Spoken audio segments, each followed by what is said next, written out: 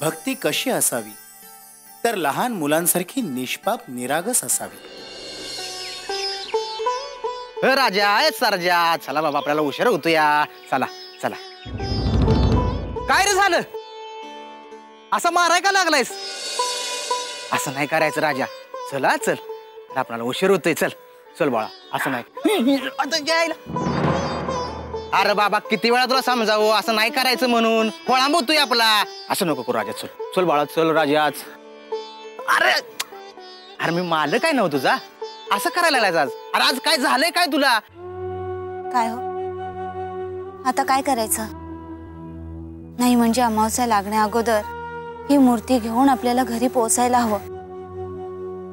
होय तू म्हणतेस ते अगदी खरं. खरं तर ही गोष्ट आपल्या अगोदरच लक्षात यायला हवी. बरं झालं यांनी तरी ती लक्षात आणून दिली.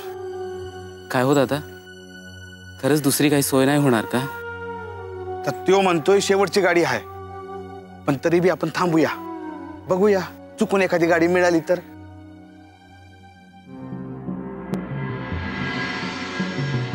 काय बा निघायचं आहे का नाही? होय निघायचं की पण बैल ऐका ना. व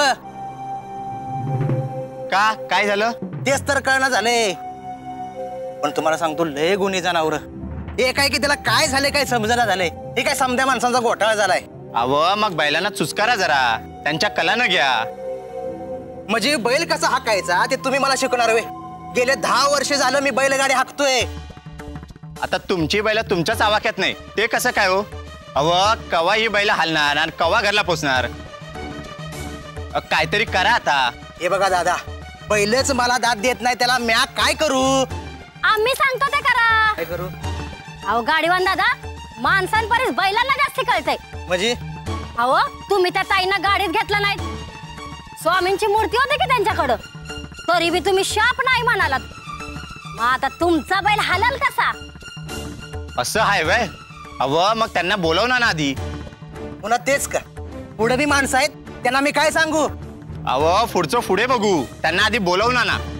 बरं बघतो.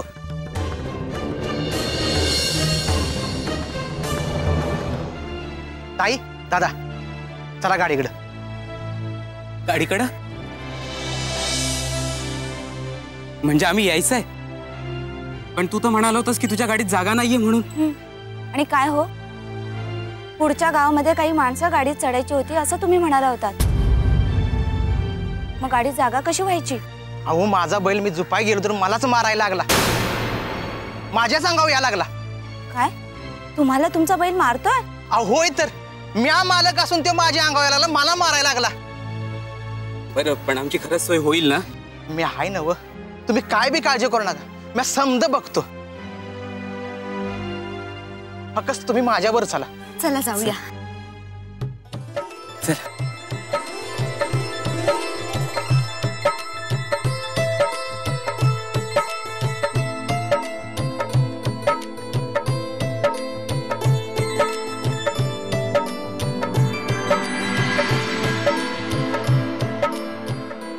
बरं झालं ताई तुम्ही आलात. आता तुम्ही बी आमच्या सोबत गाडीत चला.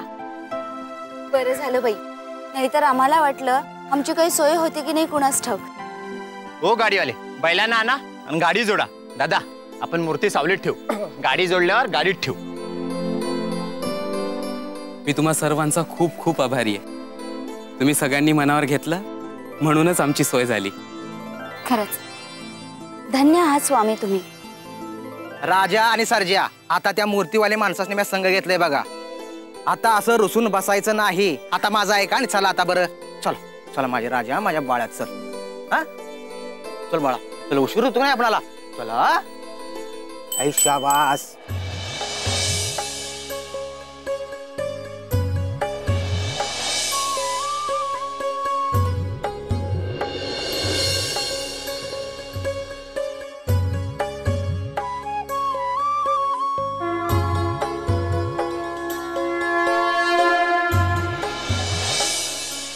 राजा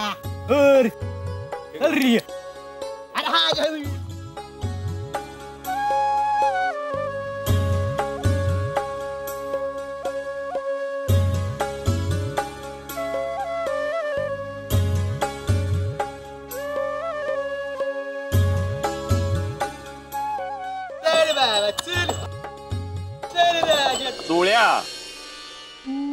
काही जण स्वतःला आमचं शिष्य म्हणवतात,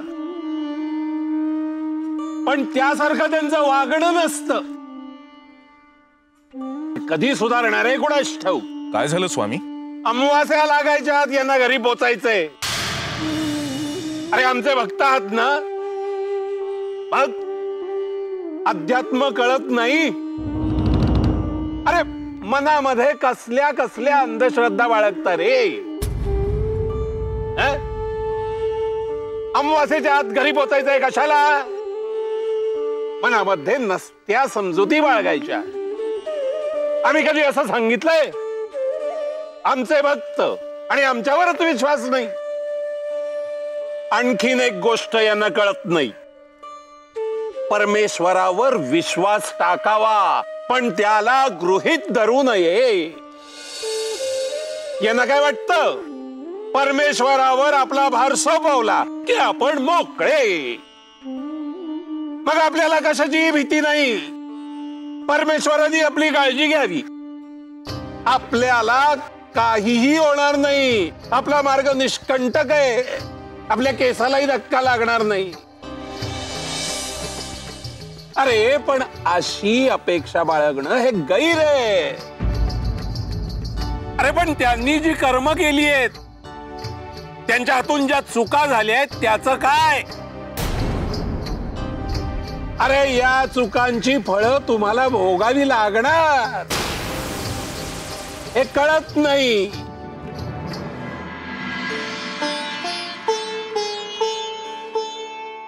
या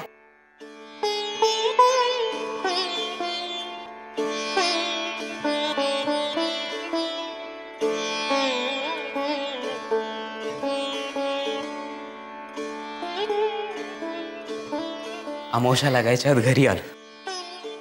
सगळी स्वामींची कृपा. काय योगायोग आहे नाही. अहो आपण जागा बघायला जातो काय, तिथं आपल्याला गणू भेटतो काय, त्याला आपण मूर्ती घडवायला देतो काय, आणि ती तो आपल्या मनासारखी घडवून देतो काय, आणि ती आपण घरी आणतो काय. आणि मूर्ती आणतोयस आलेला अनुभव तोही विलक्षणच रे. बरं आता सगळं तुझ्या मनासारखं झालंय ना, की काही राहिलंय मनात? अहो एक प्रश्न आहे. आता तो कुठला? अहो ही मूर्ती ठेवायची कुठं? ही एवढी सुंदर आणि जिवंत भासणारी मूर्ती ठेवायला जागाही तशीच हवी ना. आपण मंदिर बांधतोय ना, आपण त्यातच स्वामींच्या मूर्तीसाठी एक बैठक बनवून घेऊया. अगदी बरोबर बोललात.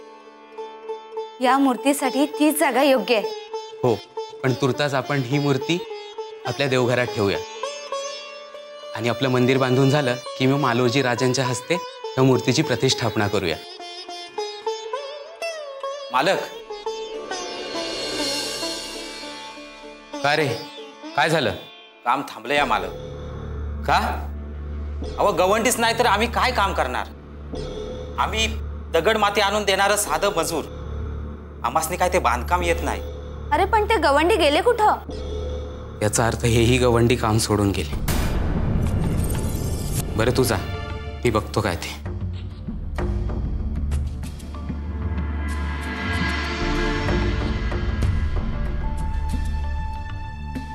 अहो हे काय चाललंय काय? काम अर्धवट सोडून जाणारा हा चौथा गवंडी. बरं जाताना कारणही सांगून जात नाही. हे असं का होतंय? इतके दिवस झालं काम पुढे सरकतच नाहीये. मला तर बाई काही कळतच नाही. अहो हे असं का होतंय? एका अर्थी जे झालं ते चांगलंच झालं. अहो काय बोलताय तुम्ही? हे काम हे असं रखडलेलं बरं आहे का? अगं तसं नाही म्हणत आहे मी गवंड्याबद्दल बोलतोय. अगं हे धर्माचं काम आहे. ज्या गवंड्याच्या नशिबात असेल त्याच्याच हातून घडेल. आता तू गणूचंच उदाहरण घे ना. स्वामींची मूर्ती त्याच्याच हातून घडायची होती. शेवटी ती त्याच्याच हातून घडली ना. आपण पाण्यासारखा पैसा खर्च करतोय, मग गवंडी मिळायला कितीसा वेळ लागतो? हो तुमचं बरोबर आहे. हो पण कुठं आणि कसं मिळायचं तो? अगं कालच माझा मित्र मला सांगत होता की त्याच्या ओळखीत एक गवंडी आहे, चांगला नावाजलेला आहे. बरं, मी आजच जाऊन मित्राला भेटतो. मग आपलं काम परत चालू होईल. तू काळजी नको करूस. तसं झालं ना तर बरंच होईल.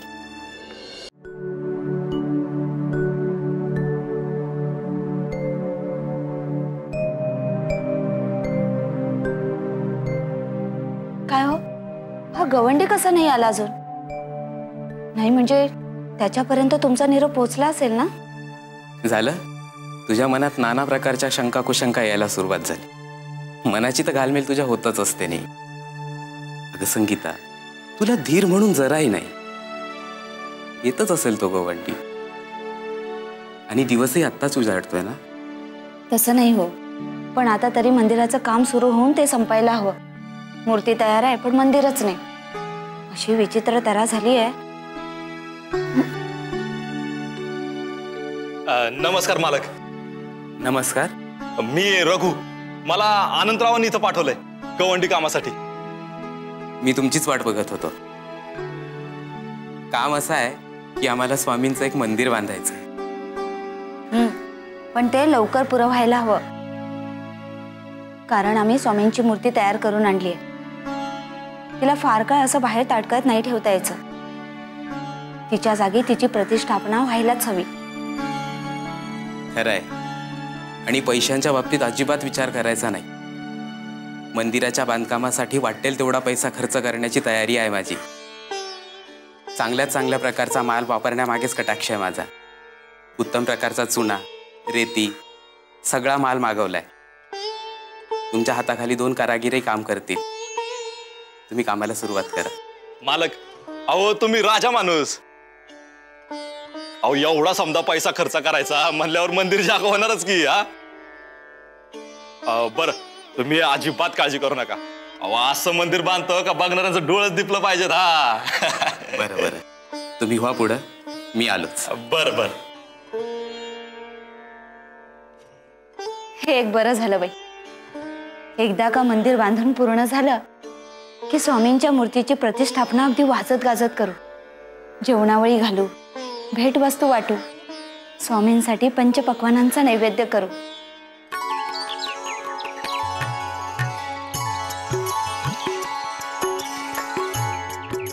स्वामी. चोळ्या, हे काय आणलंयस? स्वामी अहो आपल्यासाठी नैवेद्य आणलाय. म्हणजे वरण भात भाजी भाकरी नेहमीच साधं. आम्हाला नको हे. आम्हाला आता पंचपक्वान्नाचं भोजन मिळणार आहे.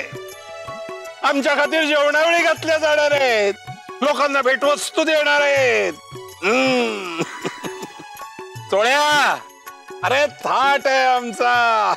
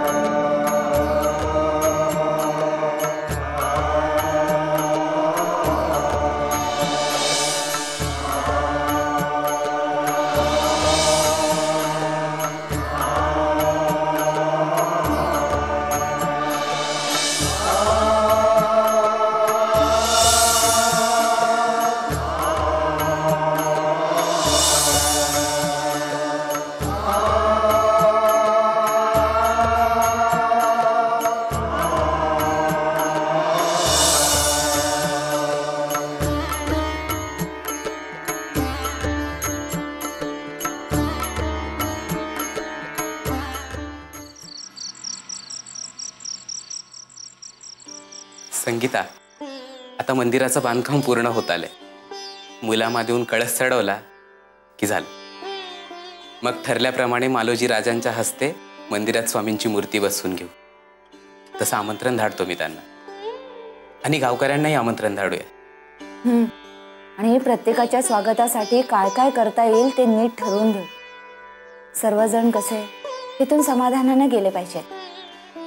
मंदिर बघून त्यांचं मन प्रसन्न होईलच, पण तुझ्या हातचे पदार्थ खाऊन त्यांचं पोटही भरेल.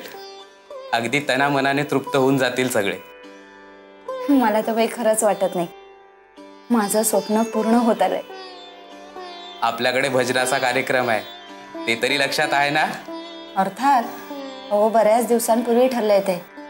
आणि गावातील प्रत्येकाच्या घरी आळीपाळीनं भजनाचा कार्यक्रम असावा ही कल्पना तुमचीच, आणि मीच विसरेल? तुझा काही भरोसा नाही. पण खरं सांग, ही बातमी ऐकून क्षणभर सगळं विसरली होतीस ना? हो, खरंच. अहो, पण आनंदाच्या भरात झालं ते. आणि जरी मी विसरले तरी तुम्ही मला आठवण करून देणार हे माहित होतं मला, म्हणूनच विसरले. नमस्कार. नमस्कार. तुम्ही भजनासाठी आलात, तुमचं स्वागत आहे. कशा आहात तुम्ही? आम्ही सर्व ठीक आहोत सदाशिवराव. तुमचं बोला. आज तुमच्याकडे बोलण्यासारखं खूप काही असेल. तुम्ही बांधायला घेतलेलं स्वामींचं मंदिर पूर्ण झालंय म्हणे, त्याबद्दल उत्सुकता होती. ते तर तुम्ही पाहालच. अहो, ते काम चांगलंच होणार होतं. त्यात जातीने लक्ष घातलं होतं मी. काही काळासाठी सगळं काही बाजूला करून फक्त मंदिराच्या कामावरती लक्ष केंद्रित केलं होतं. म्हटलं व्यवसायाचं काय, त्याने चांगला जम पकडलाय, तो चालतच राहील. पण मंदिर हे फक्त एकदाच होणार होतं. अहो, तासनतास उभं राहून माझ्या मनासारख्या प्रत्येक गोष्टी मी करून घेतल्यात. आणि पाण्यासारखा पैसा खर्च केला त्यासाठी मी. गवंड्यालाही पहिल्या दिवशीच बजावून सांगितलं होतं की पैसा कितीही खर्च झाला तरी बेहत्तर, पण काम चांगलं झालं पाहिजे. आणि ज्या गोष्टी जिथे सगळ्यात चांगल्या मिळतात ना, त्या थेट तिथूनच मागवल्यात. त्याशिवाय का लोक आपल्याला वाखाणणार आहेत? अरे हो, बोलता बोलता बराच उशीर झाला. चला आपण कार्यक्रमाला सुरुवात करू.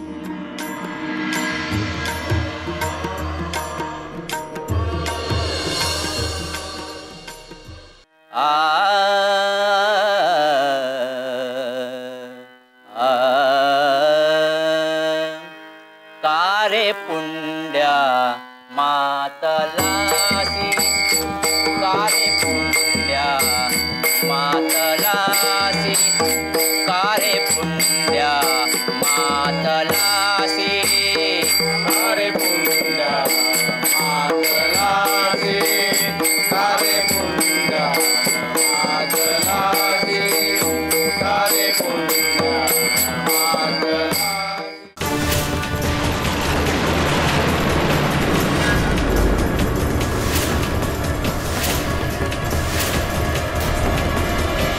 भक्ति देखो नी निकट, देवे सोडिले वैकुंठ.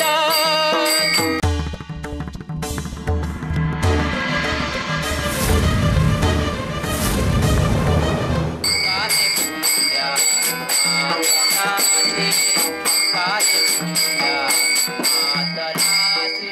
सदाशिवराव, तुमचं मंदिर कोसळलं. काय काय झालं? बोल ना, काय झालं? स्वामी,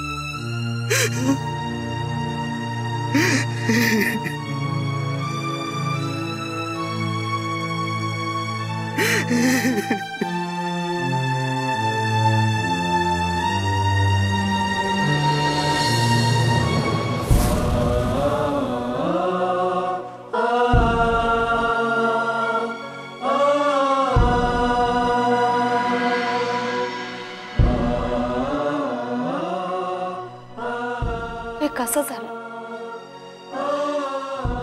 का झालं? काय चुकलं आपलं? आधी तर आपलं मंदिर बांधून तयार होतच नव्हतं. नित्य नव्या अडचणी समोर येत होत्या. वाटत होतं आपल्या हयातीत तरी आपलं मंदिर बांधून तयार होते की नाही कुणास ठाऊक.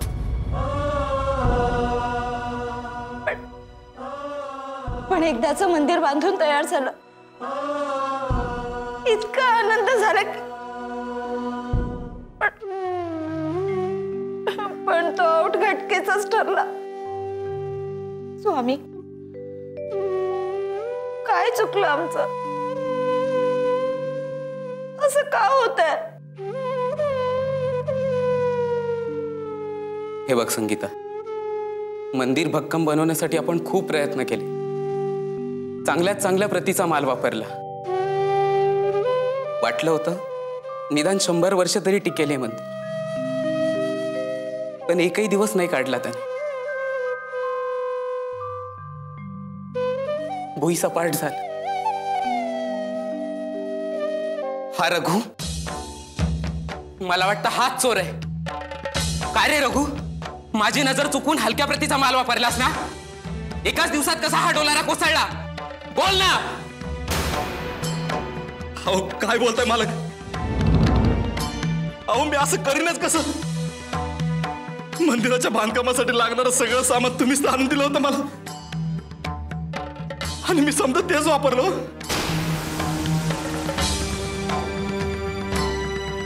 आणि मग हे मंदिर कोसळलाच कसा? माझ्या नियतीत काय बी खोट नाही हो. माझं काम अगदी चोख आहे, माझ्या कामात बी काय खोट नाही, पण माझा काय दोष नाही मालक.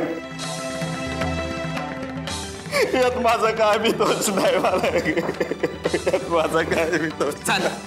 चालायला लाग इथून.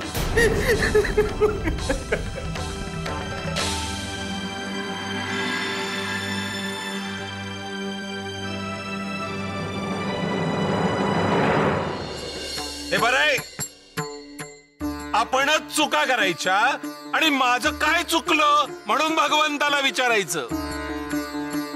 चांगली सवय आहे तुझी. स्वामी, कुणाबद्दल बोलताय आपण? डोळ्या, काही माणसांना भगवंताची सेवा करायची असते, पण त्यात जरा काही अडचण आली की लगेच हतबल होतात, ते हातपाय गाळून बसतात आणि आपल्या चुका शोधण्याच्या ऐवजी भगवंतालाच विचारत बसतात, माझं काय चुकलं?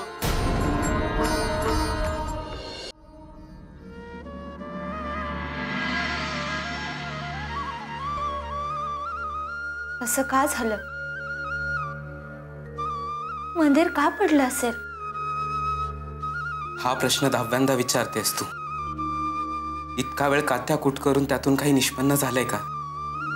नाही ना? मग जाऊ दे, नको विचार करूस. हो, पण अशाने प्रश्न आणि विचार संपतात का? नुसता विचार करून काही होणार नाही. आपण कृती करू. म्हणजे काय करायचं आपण? आपण हार नाही मानायची. आपण पुन्हा प्रयत्न करू. मंदिराच्या बांधकामात काही त्रुटी राहून गेल्या असतील म्हणून मंदिर कोसळलं. पण लोक काय म्हणतील? लोकांचा नको विचार करूस. आपल्याला माहितीये ना आपली काही चूक नाहीये. बराच उशीर झाला. झोप तू. तुम्ही कुठे निघाला? आलोच मी.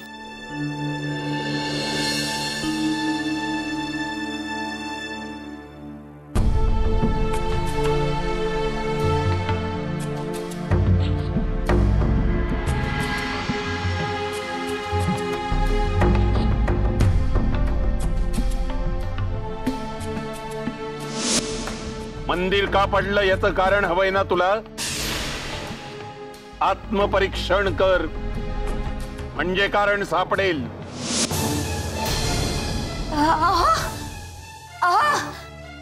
काय झालं? स्वामी, स्वामी माझ्या स्वप्नात आले होते. ते मला म्हणाले आत्मपरीक्षण करा, म्हणजे असं काय होतंय ते तुम्हाला कळेल. तुमचं कुठं चुकतंय ते तुमच्या लक्षात येईल. आत्मपरीक्षण?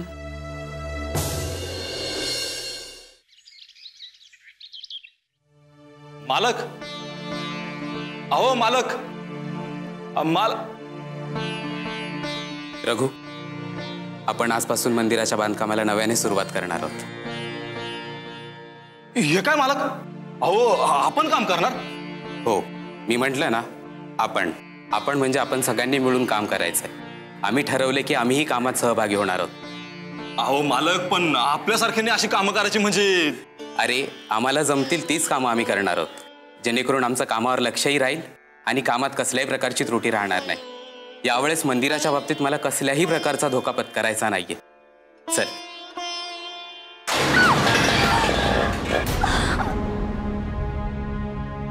संगीता, संगीता, अगं काय झालं?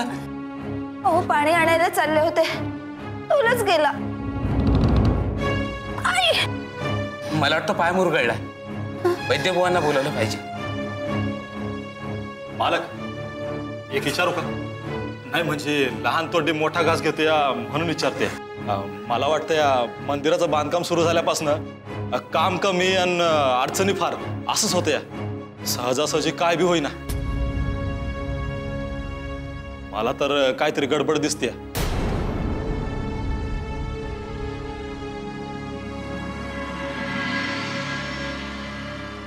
हो रे, मलाही तेच वाटतंय. कळतच नाही की सारखं सारखं असं का घडतंय. तुमच्या प्रश्नांची उत्तरं मिळतील. ती कशी? हो, आपलं मायबाप स्वामी समर्थ. अहो ते तिकडं अक्कलकोटात बसले आहेत की. अहो तुम्ही एक दिवस अक्कलकोटला जा आणि तुमचे समधे प्रश्न मांडा. ते समध उलगडून सांगतील तुम्हाला. हो रे, हे आधी लक्षातच नाही आलं. स्वामी,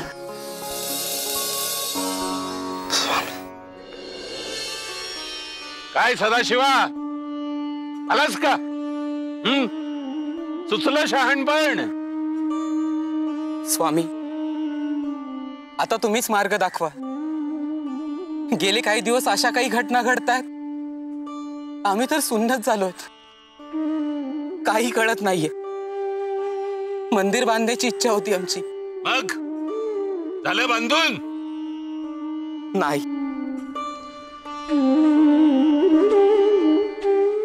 तसा प्रयत्नही केला होता, पण काही केला तो प्रयत्न तडीच जात नाही. सारखी विघ्न येत आहेत. तसं एकदा मंदिर पूर्ण झालंही होतं, पण मग कोसळलं? होय स्वामी. आणि दुसरं म्हणजे आमच्याकडे आपली एक मूर्ती होती, ती देखील भंगली. होय स्वामी. अहो, अडचणी संपत नाहीयेत आणि त्यामागची कारण सुद्धा कळत नाहीयेत. आमच्या सामान्य बुद्धीला काहीच आकलन होत नाही. तेव्हा आता कृपा करून आपणच आमचं कुठं चुकतंय ते सांगितलं तर. सांगितलं होतं आत्मपरीक्षण करा. केलं? अरे, आपल्या चुका आपल्यातच शोधायच्या असतात. तुम्ही इतरत्र चुका शोधत बसलात. तुम्हाला वाटलं बांधकाम सदोष असेल. बांधकाम करणारा चुकीचं करत असेल बांधकाम. अरे सदाशिवा, इतका हुशार तू. बाकी सगळ्या बाबतीत तुझं छान डोकं चालतं. मंदिर बांधून का होत नाहीये? अहंकार. तुझा अहंकार. अरे, हा आपला अहंकार असतो ना, हा सर्वात मोठा शत्रू असतो आपला. तुला वाटायचं मी अमुक केलं, मी तमुक केलं, मंदिरासाठी असं बांधकाम साहित्य मागवलं. अरे स्वतःतला मी एवढा प्यारा आहे तुला, तर मग स्वामी कशाला हवेत? मंदिरात तुझीच मूर्ती बसव ना, तूच बस, कर उदो स्वतःचा. आणि काय रे, आमचं स्मरण, आमची पूजा कधी करतोस? सकाळी एकदा केली की झालं. मग त्यानंतर दिवसातून किती वेळा नामस्मरण करता? सकाळी पूजा करायची, पण कशासाठी? लोकांना दाखवायला. मी स्वामींचा किती मोठा भक्त आहे, मी पूजेसाठी अमुक साहित्य वापरतो. अरे कशाला? सच्च्या मनाने देवाची पूजा करा. आणि काय रे, पूजा करतानाही तू एकाग्र चित्त असतोस? पूजेत तुझं ध्यान असतं? नाही, तुझ्या डोक्यात इतर विचार सुरू असतात. तुझ्या उद्योगाचे, मला कसा काय नफा मिळवता येईल त्याचे. अरे अशी असते का पूजा? ज्यावेळी तू एकचित्त होऊन मनोभावे आमची पूजा करत होतास, त्यावेळी आमचा आत्मा त्या मूर्तीत होता. ज्यावेळी तुझ्या मनात अहंकाराचा शिरकाव झाला, त्यावेळीच आमचा आत्मा निघून गेला, ती मूर्ती भंगली. स्वामी, आमच्या हातून काय चुका झाल्या ते कळलं आम्हाला, पण अजूनही एक गोष्ट लक्षात नाही आली. आपली आज्ञा असेल तर विचार. स्वामी, त्या लहान मुलाला मूर्ती तयार करायला आम्ही दिली होती, आणि मूर्ती तयार झाल्यावर तो लहान मुलगा देखील आजारी पडला. स्वामी, त्याच्या बाबतीत असं का घडलं? अगं, तो मुलगा आमचा खराखुरा भक्त होता. तो आजारी पडणारच नव्हता. पण आठव, त्याच्या घरी जाऊन तू काय म्हणाला होतास? मूर्ती तयार झाली की आम्हाला कळवा, आम्ही आमचा माणूस पाठवू मूर्ती आणायला. तू काही पैसेच घेऊन ठेव आणि सांगोल्याला येऊन कुणालाही विचार सदाशिवरावांचं घर कुठे, कुणीही घरी आणून सोडेल.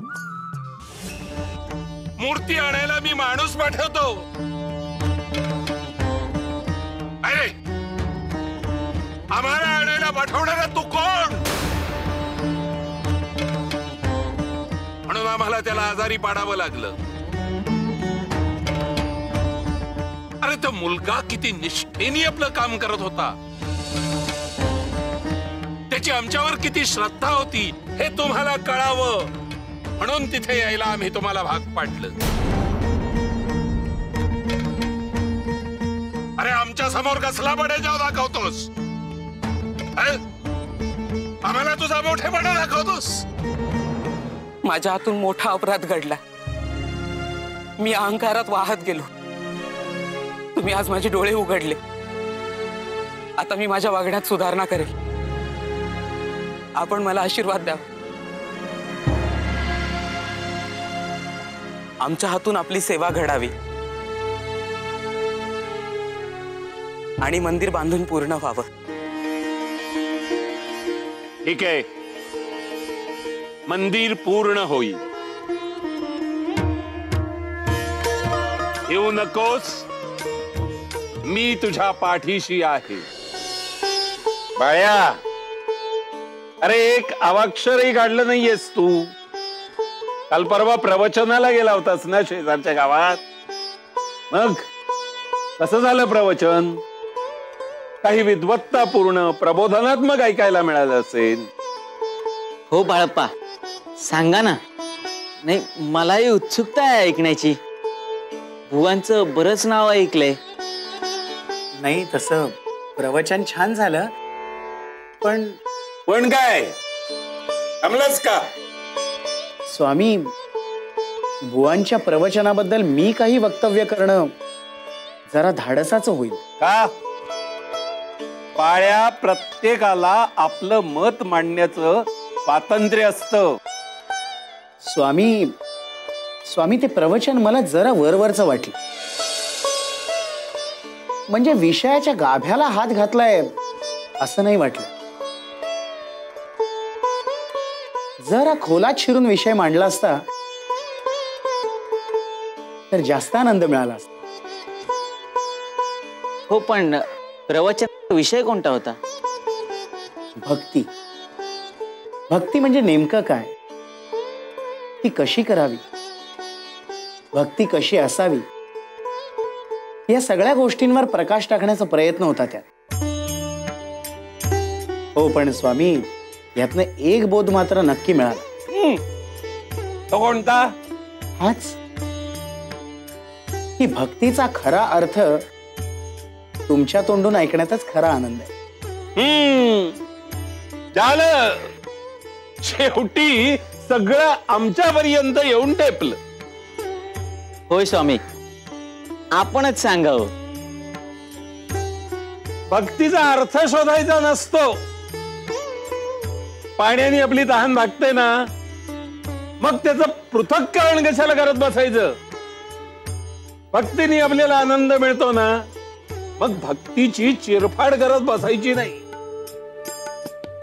तरीही विचारलत म्हणून सांगतो,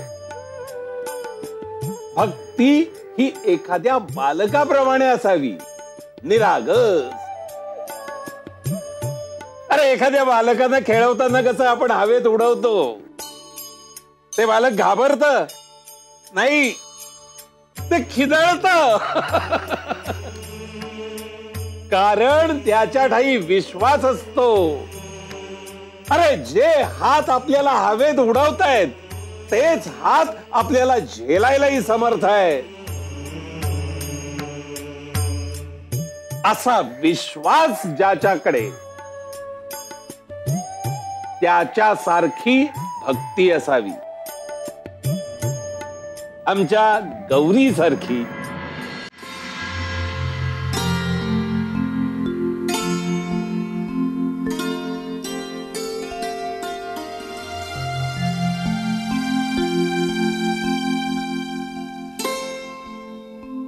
ताई, मी आलो. कोण रे तू? अगं मी आहे. मी? बापरे, भूत?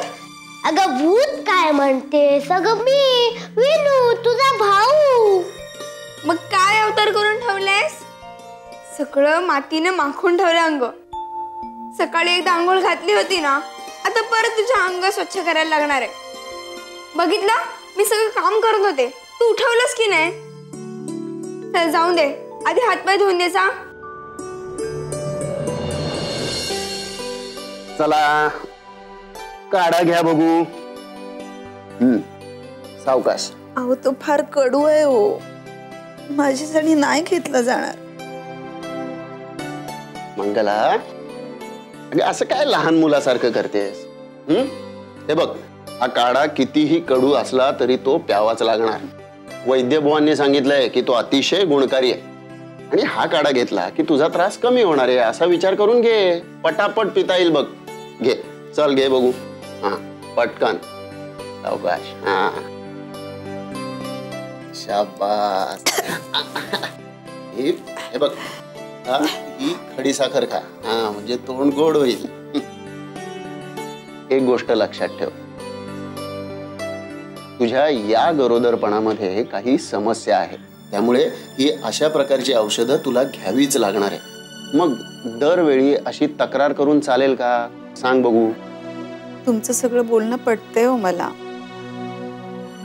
पण या खेपेलाच असा त्रास होतोय. पहिली 2 बाळंतपणं झाली तेव्हा कुठे झाला इतका त्रास? आणि वैद्यबुवांनी तर सांगितलंय की ह्या खेपेचं बाळंतपण अगदी जीवावर बेतण्यासारखं आहे. ते ऐकल्यापासून तर माझ्या काळजात धस्स झालंय हो. आपले स्वामी महाराज आहेत ना, त्यांच्यावर विश्वास आहे ना तुझा? मग आपण वैद्य बुवा सांगतील ती औषधं वेळेवर आणि बिन तक्रार घ्यायची. बाकी सगळं स्वामींवर सोपवायचं, ते सगळं काही ठीक करतील. आणि आता फक्त थोडे दिवसांचा प्रश्न आहे. हत्ती गेलाय आणि शेपूट उरलंय. एकदा का तुझं बाळणपण झालं ना की सगळं काही ठीक होईल. आणि आपली गौरी फार गुणाची पोर आहे हो. अगं, इतक्या लहान वयामध्ये ती सगळं किती जबाबदारीनं पार पाडतेय. अगं, अशी पोर आपल्या पोटी जन्माला आली हे आपलं नशीबच म्हणायचं. खरंय हो. तिच्याच भरोशावर आजपर्यंत सगळं निभावलंय ना.